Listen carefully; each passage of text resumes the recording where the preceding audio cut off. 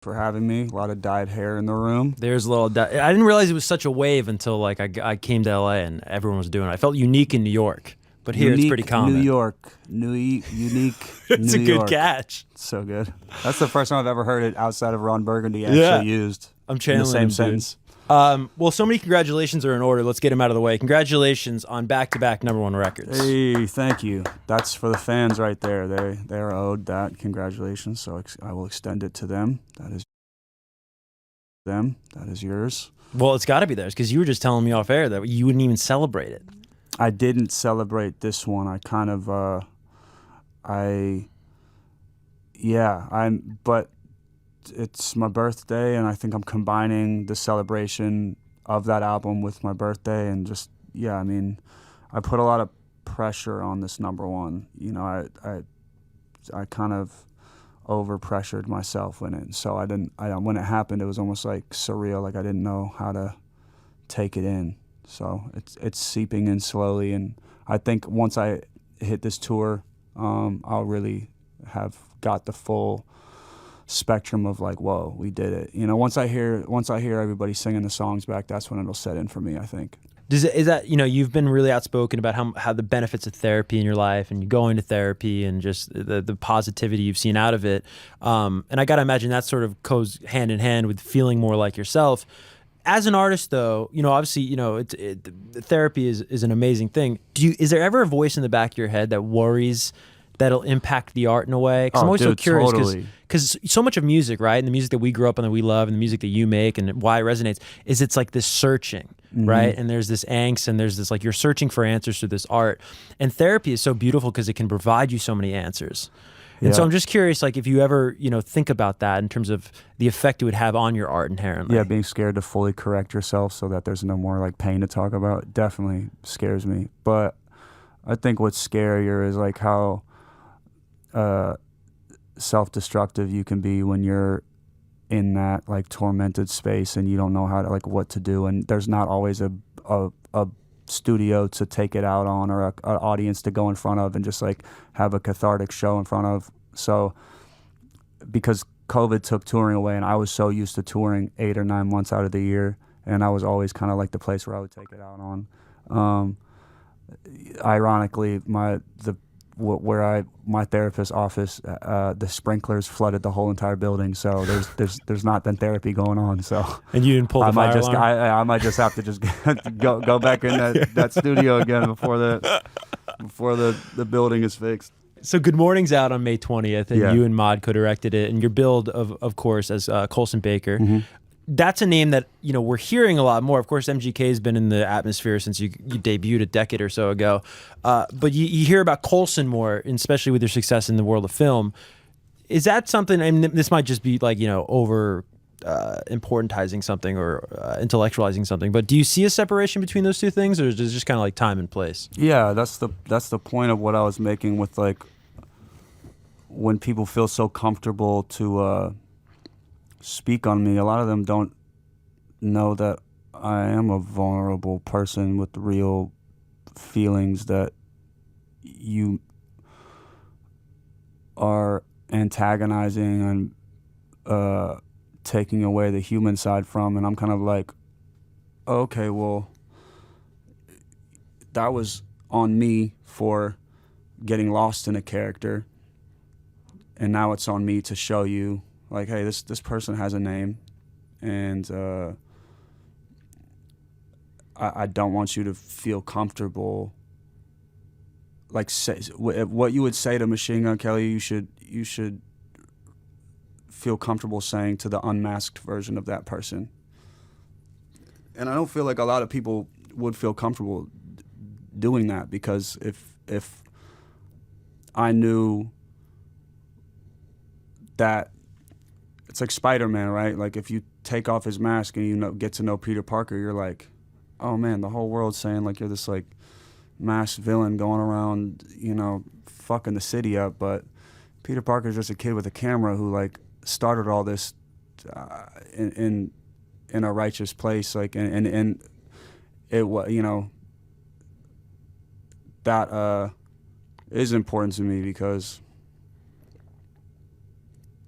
I did get lost in a character, and I found myself. So you should, since the cameras are always rolling, and since that's kind of what fame is, that we're all on this ride together, you should kind of like find who I am as well outside of that character. And if Spider-Man was just all Spider-Man the whole time and you didn't get to know Peter Parker, there might not be as much love for that series. You know, that's kind of that's what's interesting about Batman and all those characters, that was when they take off the mask, you get to know the person behind that. So I think I had a mask on for a long time. I just want people to like see what, and you can keep the same opinion, and you can love me or hate me, and that's all good, but at least keep that same energy when the mask is off too. And if you're comfortable saying all these things to the person with the mask off and to the person who like, oh, well, okay, you don't have all this armor to deflect all these things. So I feel like a lot of people are just like, oh, well, it doesn't matter, dude. He's like, he's alpha, he's this, it'll be fine if I say this. And it's like, well, nah, that's part of my suit that I put on. I'm actually, you're punching real flesh, dude. Like, I feel this stuff, like, but it's also weird, speaking of Batman, because like for the first time ever, I heard my real name in a movie. I've never heard the name Coulson outside of that Avengers police officer named Agent Coulson or whatever. But like in the new Batman, one of the guys' names is Coulson, and he like writes my name on the floor and the red paint and stuff. And wait, I gotta follow. So you're talking about like the actual Batman this movie. new Batman. Okay, because Good Morning has a Batman storyline, which is great timing. And that's another thing, dude. Like, it was brought through from me always loving film and growing up. All my like idols were from music or film, right? I didn't have people in my real life that I was like, oh, I want to be like them. I wanted to be like Maverick and Top Gun, or like who, you know, those are people I wanted to be like. And I like it was just crazy watching the new Batman and being like, dude, they're using the name. I watched it with my daughter, and they kept saying Coulson. We were like, what? Because I've never seen that. It's always like Brian or yeah, of course, Jake, or like you know, like I never saw a movie with my real name in it. But yeah, Good Morning had the plot revolves around like this guy who wakes up and he's an actor, and it's the biggest day of his life, right? He has an audition to become the new Batman, and yeah, I wrote it maybe 2 years ago, before we even knew there was going to be a new Batman. So the timing of it couldn't be better, because yeah, here we go. Yeah. How'd you get Rodman in the movie?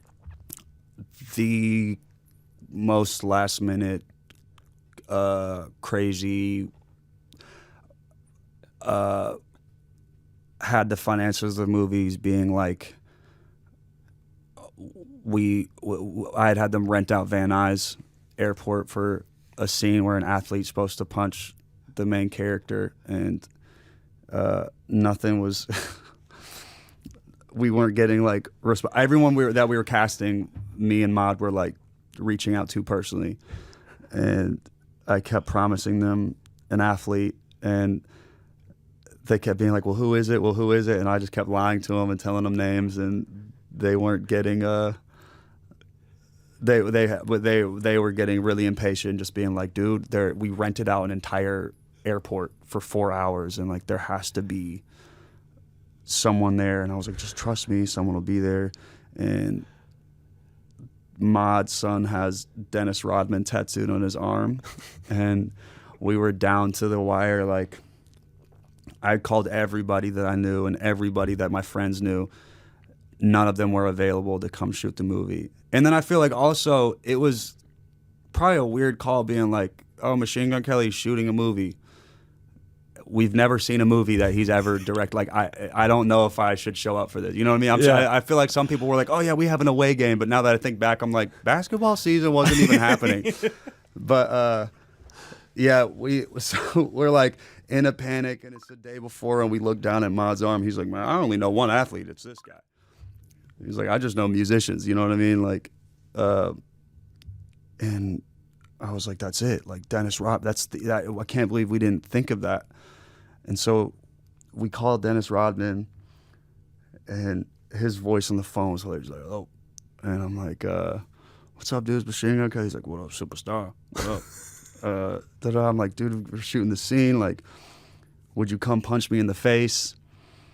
And I was like, when is it? I'm like, it's tomorrow. He's like, yeah, I'll do it. And he asked, the only way he would come was if we sent a Rolls Royce to pick him up. So we send a Rolls Royce to Orange County, get a call halfway through. The owner's like, Dennis Rodman's smoking a cigar in my Rolls Royce. Like, he can't fucking smoke in here. I'm like, you let Dennis Rodman do whatever he wants.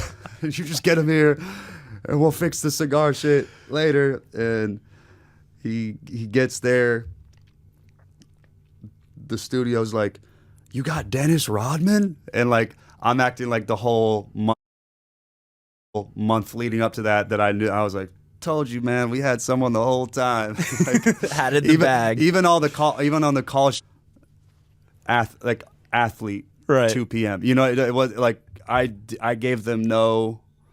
This was how the whole movie kind of was. Like every day before we had a cameo, there wouldn't be a actual certainty of anyone showing up. I would be like, YG, dude, we're shooting this scene in like 6 hours. Like we need, and everyone's request was so funny. They no, and this is how I knew they were my friends. Like none of them were like, all right, we'll work this out. I need like 50,000, and I'll show it. It was just so funny. Like YG was like, what time is it? I'm like, dude, we start shooting at 1 a.m. He's like, all right, say less. Like just give me 2 bottles of Hennessy and I'm there. I'm like, yeah, dude. Like everybody, dude, Trippy, can you come through?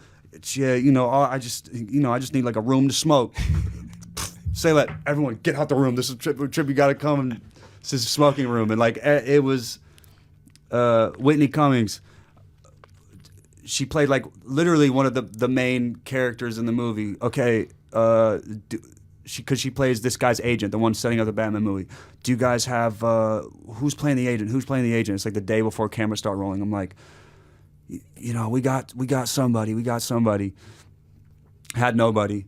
And Whitney, we had been out to her for 2 weeks, and it felt like a teeter-totter, like where we didn't know which way it was going to sway. Like it was always like, they're going to let us know. And then the day before, she loves the script. She's going to come do the movie. Came, did the movie. Absolutely stole the show. Pete Davidson comes in.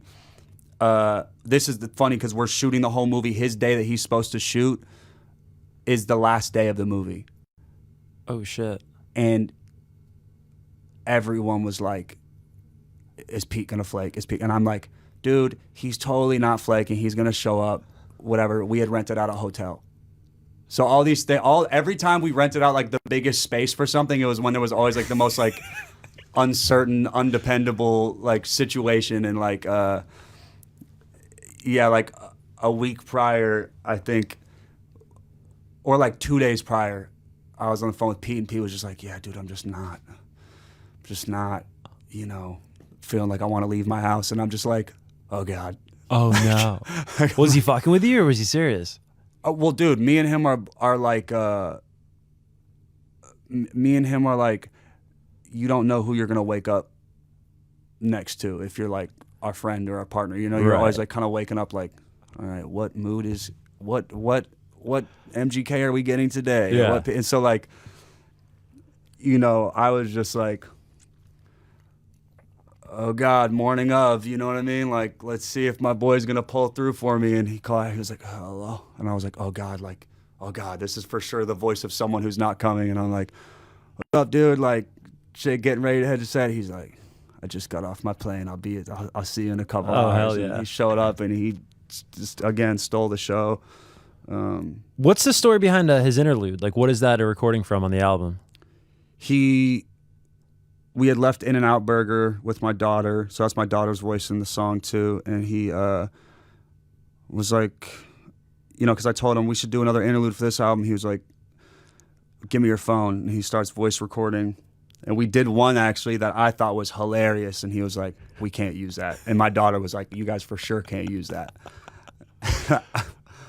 Like, I'm so mad he deleted it because I feel like if he would have just played it back on a different day, he would have been like, okay, it's not that bad. It's pretty funny. What did he think was so bad about it? I can't say because that's what we did put out. But it was so fucking funny, man. It was so funny. And anyway, he does this other one, which actually worked out perfectly because he was doing it while we were driving down Sunset back from the In-N-Out Burger. And so he's doing it, and we get to a stoplight. And when he gets to the stoplight, he goes, oh, my daughter goes, oh, there's the wall. And then Pete goes, what's this wall? And that's where the interlude starts at. And it's basically this wall on the side of One Oak where it has just like, it's just all these famous people. And it's like Jay-Z, whoever, it's just like all these people. And then I'm on there right above Jay-Z smoking the fattest blunt ever. And this poster, this wall billboard thing has been up there for like 3 years. Oh, years. It's been up there for so long. And I still don't think they know that that's like a giant blunt in my mouth. But, yeah, so that whole thing is just him and my daughter having this conversation of like, what is that wall? And he's like, it's a wall of famous people, and I'm like all like embarrassed. I'm like, yeah. He's like, are you on the wall? I'm like, yeah. And he's like, God, LA sucks. Like, and then yeah, it's so funny because he was like, I hate the wall, but I want to be on the wall. Yeah, does that make sense? And yeah, and it's right into mainstream sellout, which is it's just perfect. Totally, because. Yeah, that worked out really good.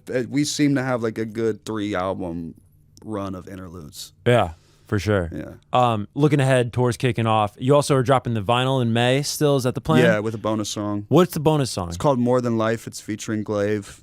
Oh, wow. Fucking really cool hyper pop kid. And like, yeah, of course. I learned about him a couple years ago through Cole Bennett.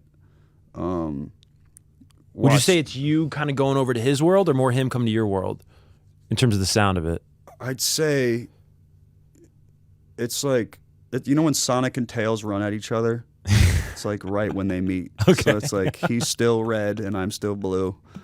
You know what I mean? Yeah. It's not like he went Sonic or I went Tails. He just did. Like when his verse comes in, you hear his influence. Yeah. Production-wise, and then on my verse, you hear my influence. So yeah, it's kind of it's rad. When I listened to the song the other day, I was like, damn, we should have put this on the actual album. But I feel like there's something special about the deluxe because there's 3 other songs on it. The vinyl only has More Than Life, and it actually has a different version of More Than Life because I went in with Travis yesterday to add a bridge, and there is no bridge on the vinyl version. There's actually interesting things about the vinyl version. Like Die in California is different on the vinyl version. Gunna's verse comes first, and I don't even finish the whole first chorus. Why is that? Because this is why I like the vinyl of Mainstream Sellout, because you hear me in the midst of trying to get my thoughts together on what the album should be. But the vinyl cutoff date, because of how long it takes to produce them now, was like, we need it today or you're getting 0 vinyls of this album at all. And I was like, okay, we'll give it to them as is. And I think that my fans will find the beauty in being like, oh, this is unique. Listen to how these songs are different than they are on the streaming version. No, that's super interesting. So Die in California, I hadn't even sung the full chorus. So in closing here, these 2 albums, you know, I don't know if you think of it like this, but I think of them as almost like companion albums. You know what I mean? They are, for sure. And I think they're going to be remembered that way. Not to spoil the party that this, you know, you just went #1 a week or 2 ago, but is it too early to ask you, like, where do you want to take things? You know, because there's, you know, I mean, I remember Mod being here last summer and us just talking, oh, I think Kel's going to go more into the rap thing, or, and then you talk to somebody else, I think he's going to go more into like the heavy rock thing. To ask the man himself, like, where would you like to go? Not that anyone's going to hold you to this answer, but I'm just curious, like, where are you're doing, look, you're covering System on Stern, like, you know, you're flirting with that a little bit. Yeah, for myself, I'm going to make a rap album for myself for no other reason, no point to prove, no chip on my shoulder like, oh, okay, well, I did that, now I gotta show them that. It's just like, if I keep doing things to prove things to people, I'm gonna, 1, drive myself crazy, and 2, not make a great product. Like, I made Tickets and Mainstream Sellout because I wanted to make them. I need to now also make people miss that sound. And I need to also, because Tickets and Mainstream Sellout are companion albums, I don't think making a third that's so close in sonic audio, like sonically making a third album is going to be unexciting unless it's missed. So I'm gonna do this tour, and I'm gonna step into where I left Hotel Diablo and expound my storytelling as a rapper and find a new innovative sound for the hip-hop Machine Gun Kelly. And that's where my excitement is, and that's like where me as a like music archaeologist wants to explore. Like, I did tickets and I did mainstream sellout, and I don't know what that next version of that sound is yet, so I need to like step away and like until I hear the right tone or the right inspiration for, oh, okay, this is a way to like level this up. Because I knew that tickets was, I knew that a way to improve that or make people excited about that was to come with a different guitar sound, and to come with, you know, even on God Save Me, when we kind of play with the yeah, like just a little like incorporating things that as hip hop artists we would do with our ad libs and things like that. That was kind of, and just and with like bringing in 808s and like bringing in like merging of worlds, vocal samples. That was fun for me because I knew how we could one up tickets. Yeah. I'm glad you pointed out the tone, because I think that's to me the biggest evolution.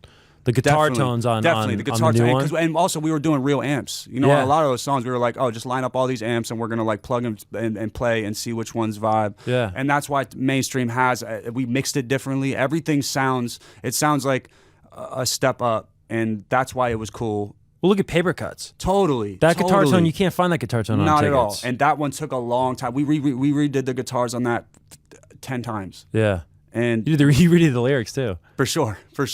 Did you write that for the VMAs? Yes, I wrote that literally. And then you liked it. Literally and then you right before the VMAs, I was like, I'd always do things thinking about like what would surprise the fans, and I knew that if I threw a rap verse in there, that people would be like, dude, shut the fuck up. Like because I never left. You know, I'm always here. Who's the them in that song? When you say they wanted them, but they got us. When you wrote that, who were you thinking about? I think that's kind of like the idealized artist from all the gatekeepers that are giving me shit, or the label, like, you know, I wish this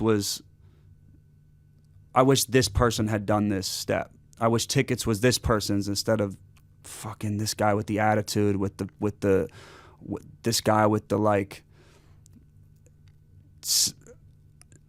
I'm not codependent. I'm super like self-sufficient, and like that's scary to people because I own my own power, and like I'm not scared to use my voice, and like them is the people that they can control. Like I wish like that this would have went to someone that we actually still have the strings on, but I cut all my strings. Like I'll never be controlled again because I went through that period too very early on, and so you know, damn, I wish it would have been this person, but instead we got this bad motherfucker that we're gonna have to fucking always keep our eyes on and go to sleep one eye open around, you know, like that is like it's like haha jokes on you. Like you wanted this person, but you got me instead, so stay on your toes. Yeah, truly. Yeah. Well, thanks so much for stopping by, dude. Hey, man, thanks for the great conversation. That was really cool. Thanks for the questions, and I really enjoyed it.